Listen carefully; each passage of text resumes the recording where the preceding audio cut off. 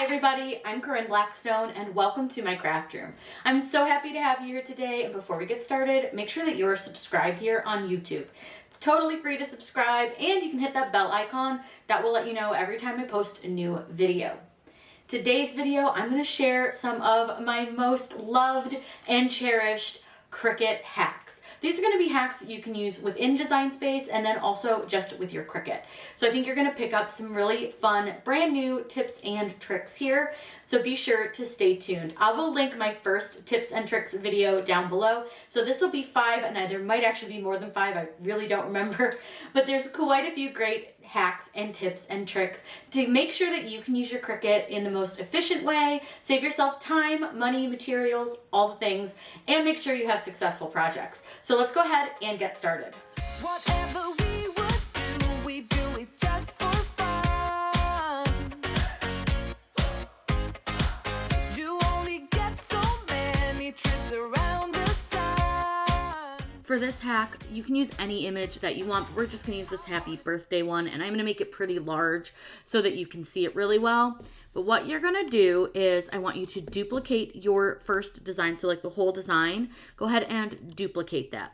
That will give you 2 of the exact same design. The next thing that I want to do is I want to weld all of the parts that are not the background. So over in my layers panel, I'm just going to hold shift and click each of the colors except this last layer right here, because that's the background of the cake. I want to go down to combine and I want to weld them. Once they're welded, you'll see that they all turn the same color. I want to select that weld result and I want to change the operation from basic cut to score. I then want to select the score lines and that background piece of card, so that kind of tan piece, this one right here. I want to select both of those pieces and I want to attach them. That's going to tell Design Space to put those score lines on that tan piece of card. Now, you don't necessarily need the second piece of the background. It's up to you. You might want to use that to hide a stick or something, but for this, we're just going to cut one. So if you ever want to hide it, all you need to do, find the layer in your layers panel, and you're just going to click on that little eyeball and it will hide it. Now, just to show you kind of, if you pull, and let me put this actually on the bottom, let me right click on that, send it to the back. If you pull your words on top of your other design, you'll see that those little score lines, I'm moving it a little bit so you can see them behind the words, those are going to line up with your design. So it's really easy to make this, super simple. So I'm going to cut this out on cardstock and show you how easy it is to line this up once you have the score lines. Now that we're ready to make it, click the little make it button, and I'm going to show you another trick that I love to use because I think it saves me a lot of time. Ignore the mat size right now. I'm not sure why it's decided that it's going to be on a big mat, but here we are. I'm going to go ahead and click continue, and I'm going to select the machine that I'm using from the little drop-down menu if it doesn't work, but it decided to actually connect this time. Now, what I want to show you is first I'm going to select the light cardstock setting. That works fine for this. But let's say either you don't have a scoring wheel or you don't want to change out your tool, because that can be really annoying to have to change out your tool between scoring and cutting with the Cricut makers. You can actually edit your tools. Right next to section 2 here where it says load tools and materials, if you click where it says edit tools, you can change your scoring wheel to your scoring stylist and just click apply. That's going to allow you not to have to take out your fine point blade and put it back in and all of that. This is great, especially if you're doing multiples with scoring. Just saves you a lot of time. Now I'm going to show you how to insert your scoring stylus into your clamp A. The first thing that we need to do for our Cricut is to make sure that we put our scoring stylus into our clamp A by just simply opening it, placing it into your stylus until it clicks, and then close that clamp. Now again, you could use the scoring wheel, but you will have to change out your blade. And just for time's sake, I don't love doing that. Now I'm going to use a mildly sticky green mat for this, and I'm going to just cut and score this piece, and then I'll do the rest of them off camera, the little like letters and stuff, because there's nothing special about that as far as this hack is concerned. We're just cutting them out. And then I'm going to show you how we use those score lines to make sure that everything lines up.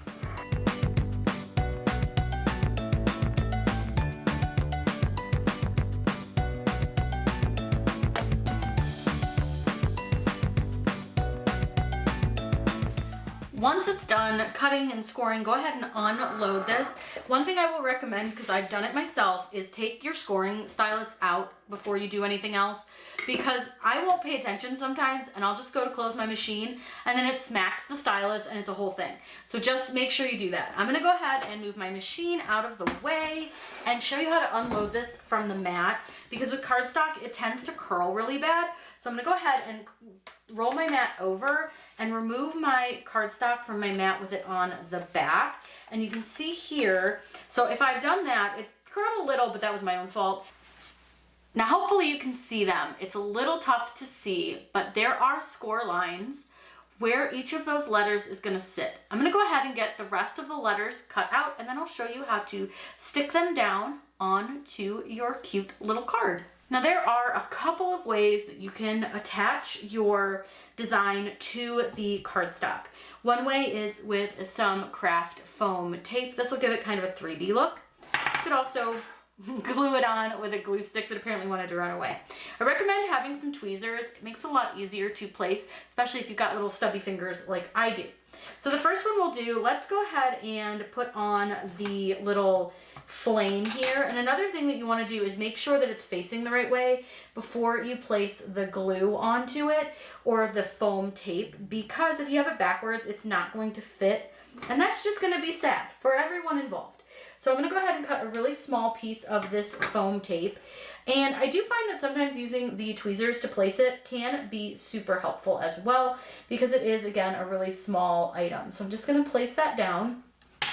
And this is double-sided, so all I do is peel off the little backing, and then I use my tweezers and I hold on to my little flame guy, and then I just get it lined up with the score line. And simple as that, he's on. Now we can do, like I said, however you guys want to do it is up to you. We've got all the little pieces. Somehow my little stick here seems to be missing. I will locate that. Dawned on me it never cut, so we'll just skip that. It's fine. I don't want to have to cut it. So I'm going to do the H with glue. So again, you can just use some craft glue. This one is one I used for another project, and it's got a little bit of gold flake on it. But all you do, just stick some glue on here. Art glitter glue is a great one for this as well. You can use Barely There Art has a good glue. So I'll put some of my favorite glue down in the comments for you, because there are definitely some good glues and some bad glues. So again, I'm going to use my tweezers to help with this, and all you need to do is line it up with those little score marks. And it's just so much easier than trying to line this up by hand. So I'm going to go ahead and probably use the little foam tape for most of this, because I just think the foam tape looks cuter, but you do whatever works for you. So I'm going to go ahead and finish this up and show you what it looks like when we're all done.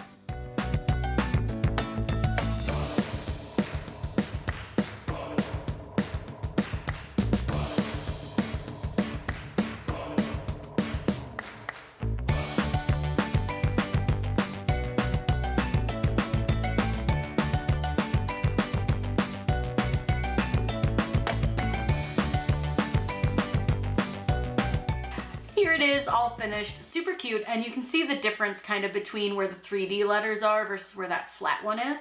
But I just thought this was so cute, and I totally didn't cut that. I must have accidentally contoured that out and never re-contoured it back in. It's fine, no big deal.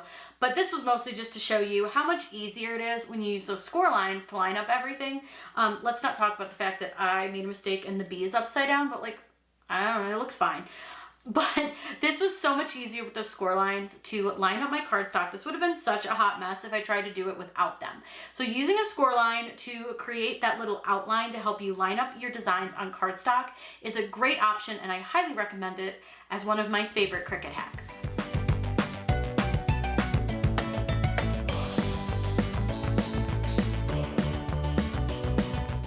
We're going to cut out this little design. It's one that I used on the doormat. If you want to see that, I'll link it up in the video here at the top corner to show you how to make this font. But we're going to use this, and I'm going to show you a little trick.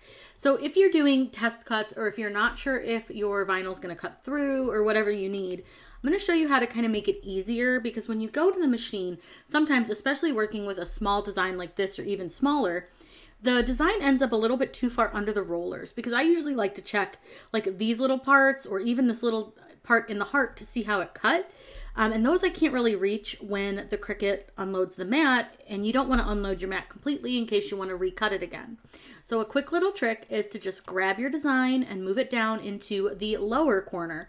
That's going to be super easy to reach because it's not going to be in the way of the machine in any way. And you can do this with any design or any test cut that you want to do. This is just a quick little trick. That way, if you need to check your cuts or something like that, it just makes it a lot easier to access those designs, and it's super easy and fun to do. Now we're going to be cutting some StyleTech luster, and I find that this cuts on the light cardstock setting, but I usually use less pressure for this, so let's head over to the machine and get this cut out. Now we're going to load the vinyl that we want to cut this on, and remember we have it set so it's going to cut down in this lower corner. It's going to make it a lot easier for us to access to check the cut when it's finished.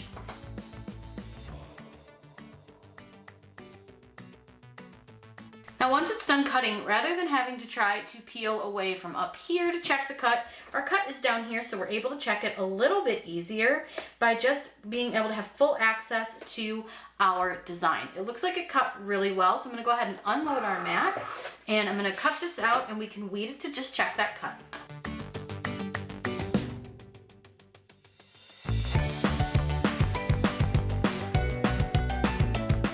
So now to check that cut, we're just simply going to weed this, and it looks like it weeded this beautifully. So nice, it cut so good. This is StyleTech Luster, and I cut this on the light cardstock setting, and I used less pressure because last time I did it with just regular pressure, it cut a little bit too deep. So this looks like it cut absolutely perfect. The next must-have hack I'm going to show you is the hinge method. And this is something that's super helpful when placing decals of any size. First thing I'm going to do is take some transfer tape large enough to go over my decal, and I'm just simply going to place my decal onto that transfer tape. Now I'm just going to go ahead and cut this small piece out. You don't need a large piece at all, just big enough to go over that decal. Now you are going to want a squeegee for this, so you want to grab one. I recommend these kind of pliable plastic ones versus the super hard plastic from Cricut. And I like to burnish from the back, and you guys are going to need a bonus hack because I always recommend taking your backing off of your vinyl versus your vinyl off of your backing. And you're going to get actually another bonus hack because remember I said it didn't cut too deep? It in fact did, and I don't know how well you guys will be able to see that, but there is backing from the paper on our decal, and that's okay, it happens. So if that ever happens, don't scrap your project. You don't need to. Just take a pin pen or a small weeding tool, and you should be able to very gently remove that backing from your design. Now it can help to kind of move it along as you are taking off your backing. It's really up to you and what works best. So you want to just try a couple different things. For me, I find it helps to get it started because then typically it will continue for the rest of your decal. Especially if your decal is, one piece like this one. If you have multiple pieces, you'll likely need to peel it again, but that's okay. So there was a little bonus hack for you on if you cut too deep, a way to save it. So you don't want to scrap that at all. You want to make sure that you keep that project.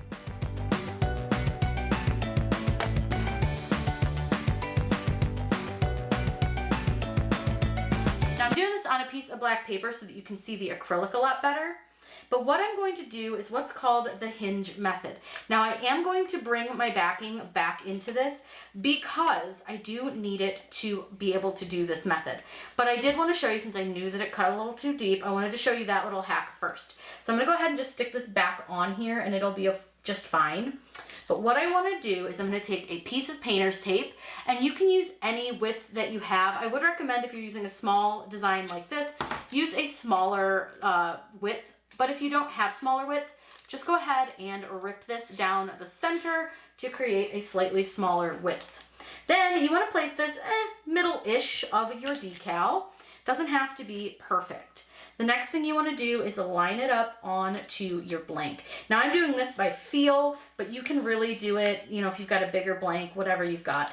This one's really small and it is going to be a tight fit. So if it's not perfect, it's going to have to be okay because this is a pretty tight fit. I did choose like something that's just barely big enough to fit this. So I'm just sort of feeling to see where it looks like the blank is, and then I'm just gonna kind of place this down. Now, let's say that you're really struggling, you can't see. There's another trick for you. Cut this backing back really far. So I want you to cut it all the way around your decal without cutting your vinyl, but cut it pretty close to your vinyl. This is gonna help you see your blank beyond your decal. So like if you're struggling like I just was, this is a super easy way to get a little more view of that backing or that blank. So I can see here, yeah, I definitely had it too far one way, and then voila.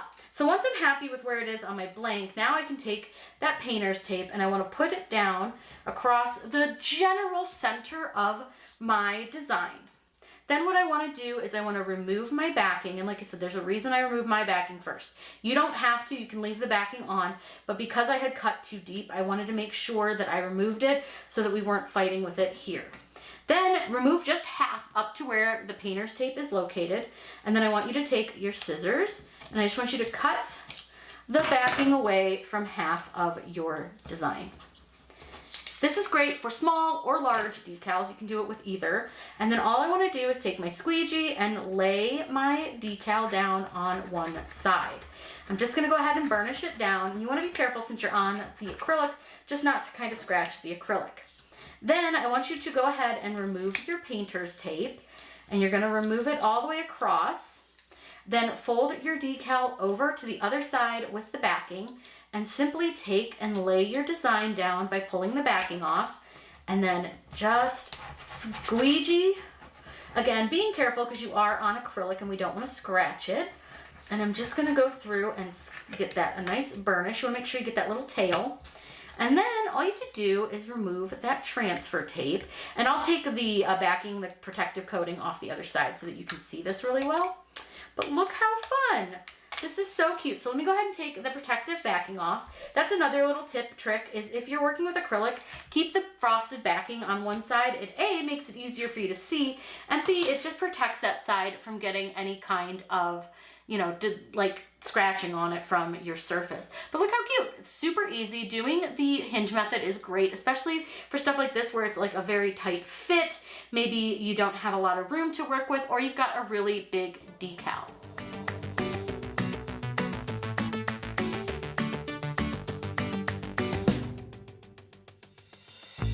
For this hack, which is one of my favorites, I'm going to make it easier to move my Cricut on my table because I'm constantly moving it. You guys see it in videos all the time, and it's just kind of a pain.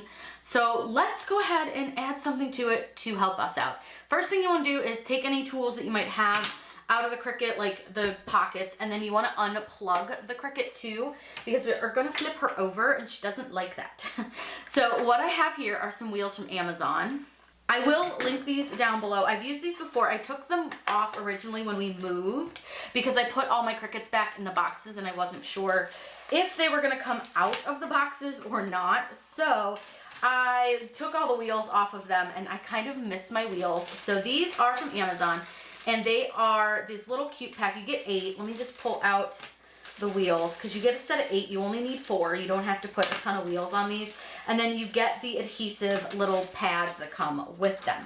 So this is what the wheels look like. They're just little like ball bearing wheels. And these are great because they'll go in all directions. And then you get these little circular adhesive pads. So the first thing you want to do is take and peel off 1/2 of your adhesive pad. And you want to put it into the little circle on the back of your wheel, and you want to do that to all 4. That way every wheel has a piece of adhesive on it. And this adhesive is pretty strong because it really took me quite a bit of elbow grease to get them off when I was ready to. They came off no problem. You just really needed to peel and pop them off. But that's just showing you they're not going to come off while you're like using your Cricut. And another question I get, and I'll show you when we're done here, putting the wheels on, is, well, doesn't it move while it's cutting? And the answer is absolutely not. It has not moved at all while it was cutting. Now I'm going to go ahead and flip my Cricut on its side. I don't like to flip her all the way over. I don't like it to sit on top of the door if I don't have to. But what I'm going to do is I'm going to place the wheels onto my Cricut. Now here's the thing. You need to make sure that your wheels are taller than your little feet. And these wheels are not super tall. So one thing you can do is just set like one of the wheels under your Cricut if you're not sure, and see if it will like move while your Cricut is on it. And it does not. So these have to go on to your feet, which is totally fine. No big deal. Absolutely easy peasy because they're circles. So it's super simple to just sort of match them up. So you want to peel off your adhesive, and then you can stick them on any direction that you want to. I prefer if the little edge of the wheel doesn't show like from the front. I don't mind it from the side, but I don't want it popping out the front. So I put mine on sideways, but I do prefer them on the feet. I just find it works a lot better and they roll much better that way because they don't like get hindered by the height of the feet. And this works on any of your Cricuts. I actually saw somebody do it on a Joy and it was really cute. You only need really 2 wheels with the Joy and it's adorable, and the little Joy rolls all around. So again, peeling off that adhesive. I got a little gunk on this wheel. Let me wipe that off. We just got a little dirt on there. You want to clean your little feet off before you put these on. I just happened to miss that one, I guess. Get this on. And then all you simply need to do is flip it over. And the weight of the machine will help kind of push the wheels on. But look how smooth. So nice. She rolls. You can roll her anywhere you need her to go instead of picking her up or sliding her. And like I said, I will show you, I'll cut something on this so you can see that it doesn't move. I'll do like a time lapse, and that way you can see that the machine isn't going to move at all. I've got this set to cut a pretty intricate design, so I'm going to go ahead and show you that it doesn't move with the wheels.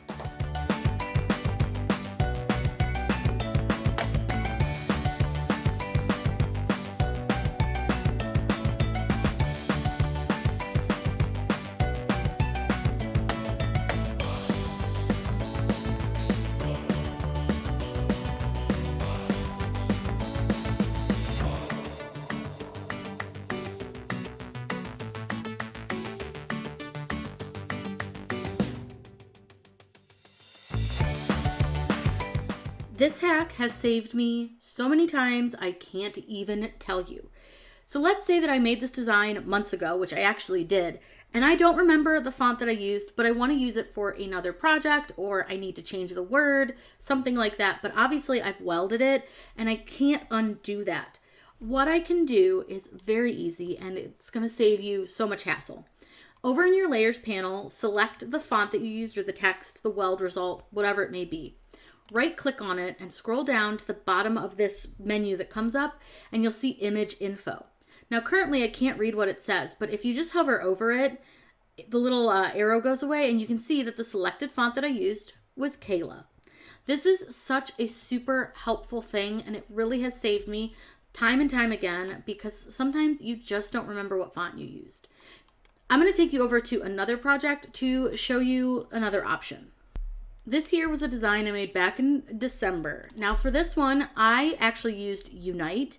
So if you've used Unite, you can actually go down here to Combine, and all you have to do is undo Unite, and you can actually then click on your text and change it. So you'll see here that it tells me the font that I used, and so I can change my font to say whatever I want it to say now without having to like retype the whole thing. Unite is something that is super helpful to use. It's basically like welding, but you can undo it. But if you haven't done that, it's okay because you can still check it with that right click. Now, if I don't want to ununite this and I just want to see what text I used, I can do the same thing where I can just right click on it and I can go to image info and I can select it and it tells me what font I used. So I used Pink Vibes Sans and then the Pink Vibes script for this design. So it's just another way to do it. You can just kind of unite if you've used Unite.